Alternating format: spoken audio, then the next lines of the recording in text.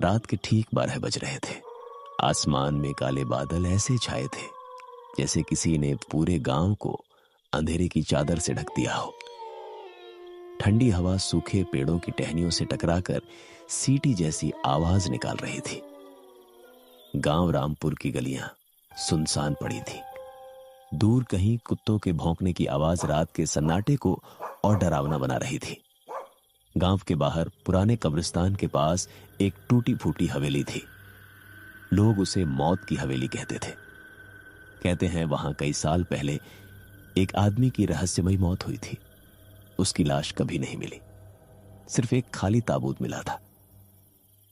उस रात गांव के चौपाल पर कुछ लोग आग ताप रहे थे।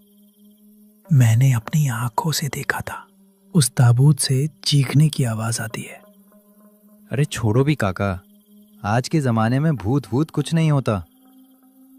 लेकिन तभी अचानक बचाओ बचाओ, एक दर्दनाक चीख पूरे गांव में गूंज उठी। सभी के चेहरे पीले पड़ गए। चीख कब्रिस्तान की तरफ से आई थी। हवा अचानक तेज हो गई। चौपाल पर जल रही आग बुझ गई। अंधेरे में सबकी सांसें अटक गईं। ये उसी ताबूत की आवाज है। रमेश ने हिम्मत दिखाने की कोशिश की, लेकिन उसके माथे पर पसीना आ चुका था। चलो देखते हैं आखिर मामला क्या है। पागल हो गए हो क्या? जो भी वहां गया वापस नहीं आया। लेकिन रमेश नहीं माना। उसके साथ उसका दोस्त सुरेश भी चल पड़ा। दोनों ने टॉर्च उठाई और कब्रिस्तान की तरफ बढ़ने लगे। गांव से बाहर निकलते ही रास्ता और डरावना हो गया। दोनों तरफ सूखे पेड़ खड़े थे, जिनकी परछाइयां जमीन पर किसी भूत जैसी लग रही थी। हवा में मिट्टी और सड़ी हुई लकड़ी की बदबू फैली थी। अचानक सुरेश रुक गया। रमेश, तुमने कुछ सुना क्या? क्या? ऐसा लग रहा था जैसे कोई लकड़ी पर धीरे धीरे चोट कर रहा हो। रमेश ने टॉर्च घुमाई, लेकिन वहां कोई नहीं था। शायद कोई जानवर होगा, उसने खुद को दिलासा दिया। दोनों आगे बढ़े और कुछ देर बाद कब्रिस्तान के सामने पहुंच गए। लोहे का पुराना गेट हवा में अपने आप हिल रहा था। उसकी आवाज सुनकर सुरेश के रोंगटे खड़े हो गए। कब्रिस्तान के अंदर हर तरफ टूटी हुई कब्रें थीं। कई कब्रों पर नाम मिट चुके थे। बीचों बीच एक बड़ा पुराना ताबूत रखा था, जिस पर मोटी जंजीरें बंधी हुई थीं। लगता है ये वही ताबूत है। तभी आवाज उसी ताबूत के अंदर से आ रही थी। दोनों डर से जम गए। फिर अचानक अंदर से किसी औरत की दर्दनाक चीख सुनाई दी। मुझे कोई बाहर निकालो। सुरेश डर के मारे पीछे हट गया। रमेश, चल यहां से। लेकिन रमेश धीरे धीरे ताबूत के पास पहुंचा। उसकी सांसें तेज हो चुकी थी। उसने कांपते हाथों से ताबूत पर लगी जंजीर को छुआ। तभी जंजीर अपने आप खुल गई। दोनों की आंखें फटी रह गईं। अगले ही पल ताबूत का ढक्कन धीरे धीरे खुलने लगा। अंदर पूरा अंधेरा था। रमेश ने टॉर्च अंदर डाली और देखते ही उसकी चीख निकल गई। ताबूत के अंदर एक औरत की लाश पड़ी थी। उसकी आंखें खुली हुई थीं, चेहरा पूरी तरह जला हुआ था। और सबसे डरावनी बात, उसकी आंखें सीधे रमेश को घूर रही थीं। अचानक लाश के होंठ हिले। तुम वापस आ गए? रमेश और सुरेश डर के मारे पीछे गिर पड़े। तभी ताबूत के अंदर से वो लाश धीरे धीरे उठने लगी। उसके मुंह से काला खून बह रहा था। आज कोई नहीं बचेगा। अचानक कब्रिस्तान की सारी कब्रें हिलने लगी। जमीन फटने लगी और फिर कब्रों के अंदर से कई हाथ बाहर निकल आए। सुरेश जोर से चिल्लाया, अब भागो रमेश। दोनों जान बचाकर भागने लगे। पीछे से औरत की खौफनाक हंसी पूरे कब्रिस्तान में गूंज रही थी। लेकिन भागते भागते रमेश अचानक रुक गया। उसने देखा सुरेश उसके साथ नहीं था। सुरेश। चारों तरफ सन्नाटा छा गया। फिर अंधेरे में दो लाल आंखें चमकी और उसी के साथ सुरेश की दर्दनाक चीख सुनाई दी। रमेश, बचाओ, मुझे बचाओ। चीख अचानक बंद हो गई। रमेश का दिल जोर जोर से धड़कने लगा। उसने कांपते हुए पीछे मुड़कर देखा और उसकी सांसें थम गई। कब्रिस्तान के गेट पर वही जली हुई औरत खड़ी थी। उसके हाथ में सुरेश का कटा हुआ सिर था और उसके होठों पर खून से भरी डरावनी मुस्कान थी। उसकी आंखों से काला खून बह रहा था।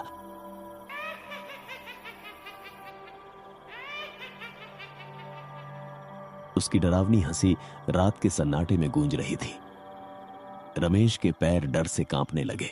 उसका पूरा शरीर ठंडा पड़ चुका था। उसने कभी सपने में भी नहीं सोचा था कि गांव वालों की बातें सच निकलेंगी। हवा अचानक इतनी तेज चलने लगी कि पेड़ जोर जोर से हिलने लगे। तभी वह औरत धीरे धीरे रमेश की तरफ बढ़ने लगी। उसके पैरों की आवाज कब्रिस्तान में गूंज रही थी। रमेश डर के मारे पीछे हटने लगा। उसकी टॉर्च हाथ से गिर चुकी थी। चारों तरफ सिर्फ अंधेरा था। तुम वापस आ गए? औरत ने भयानक आवाज में कहा। मैंने क्या किया है? औरत अचानक चीखी। तुम सबने मुझे जिंदा दफनाया था। इतना सुनते ही रमेश की आंखें फटी रह गईं। उसे अचानक गांव के बुजुर्गों की बातें याद आने लगी। करीब 20 साल पहले गांव में एक औरत रहती थी, शांति। लोग कहते थे कि वह तंत्र मंत्र करती थी। गांव में जब भी कोई बीमार पड़ता या कोई हादसा होता, लोग उसी को दोष देते। एक रात गांव वालों ने गुस्से में आकर शांति को पकड़ लिया। उस पर चुड़ैल होने का आरोप लगाया गया और फिर उसे उसी ताबूत में बंद करके जिंदा दफना दिया गया। लेकिन मरने से पहले शांति ने कहा था, जिस दिन ये ताबूत खुलेगा उस दिन गांव का अंत होगा। रमेश की सांसें अटक गईं। तो ये सच था? वह बड़बड़ाया। तभी अचानक शांति हवा में गायब हो गई। रमेश डर के मारे इधर उधर देखने लगा। फिर उसके कान के पास फुसफुसाहट हुई। मैं यही हूं। रमेश ने पीछे मुड़कर देखा। शांति उसके ठीक पीछे खड़ी थी। उसका चेहरा अब और भी भयानक हो चुका था। उसकी आंखों के अंदर सिर्फ अंधेरा था। अचानक उसने अपने लंबे नाखून रमेश की गर्दन में गड़ा दी। रमेश दर्द से चीख पड़ा। लेकिन तभी दूर से मंदिर की घंटियां बजने लगी।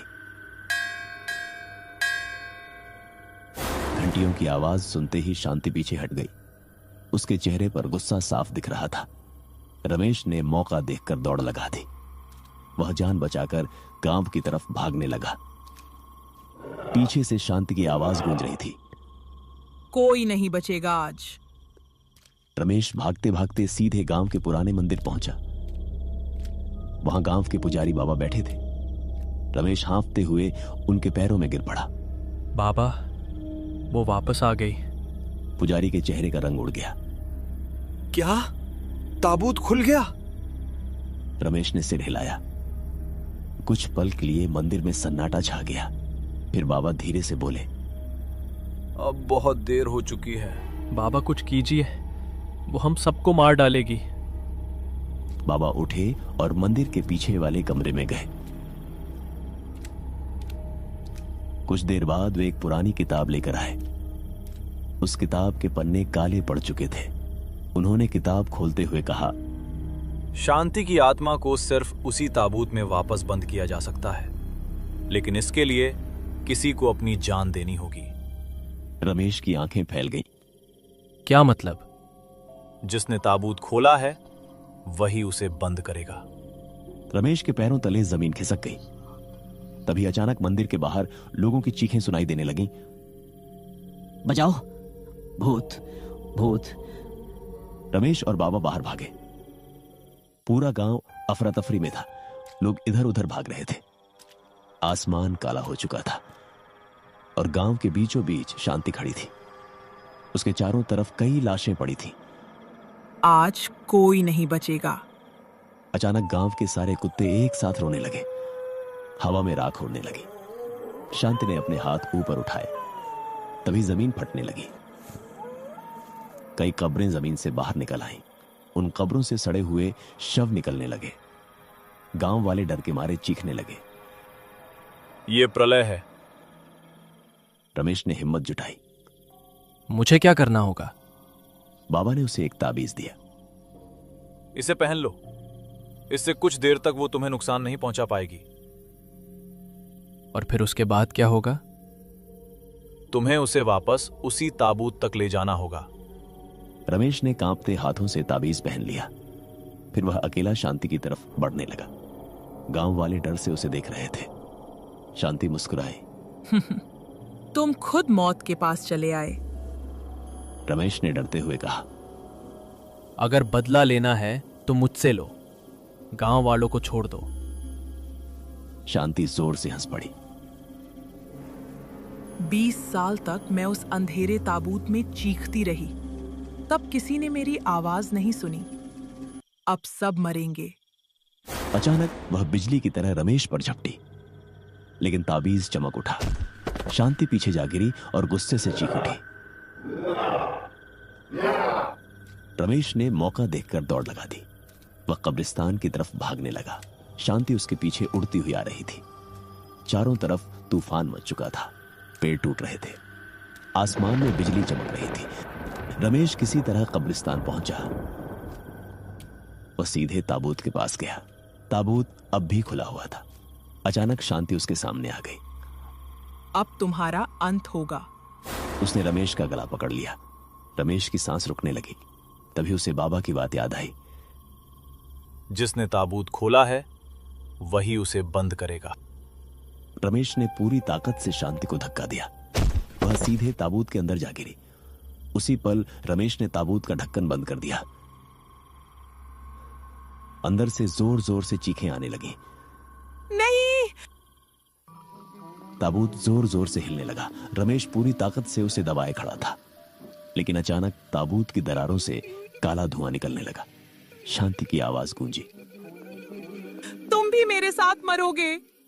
तभी ताबूत के अंदर से एक हाथ बाहर निकला और रमेश का हाथ पकड़ लिया। रमेश दर्द से चीख पड़ा। धीरे धीरे उसका शरीर काला पड़ने लगा, लेकिन उसने ताबूत नहीं छोड़ा। आज सब खत्म करके ही रहूंगा। आसमान में जोरदार बिजली चमकी और फिर सब शांत हो गया। हवा रुक गई। चीखें बंद हो गई। कब्रिस्तान में सिर्फ सन्नाटा बचा था। कुछ देर बाद गांव वाले और बाबा वहां पहुंचे। उन्होंने देखा ताबूत पूरी तरह बंद था। उस पर मोटी जंजीरें बंधी थीं, लेकिन रमेश वहां नहीं था। सिर्फ उसकी जली हुई चप्पलें पड़ी थीं। गांव वाले समझ गए रमेश ने अपनी जान देकर गांव को बचा लिया। उस रात के बाद गांव में सब कुछ सामान्य हो गया, लेकिन लोग आज भी कहते हैं हर अमावस्या की रात उस कब्रिस्तान से किसी आदमी की दर्दनाक चीख सुनाई देती है और ताबूत के अंदर से एक आवाज आती है, मुझे कोई बाहर निकालो।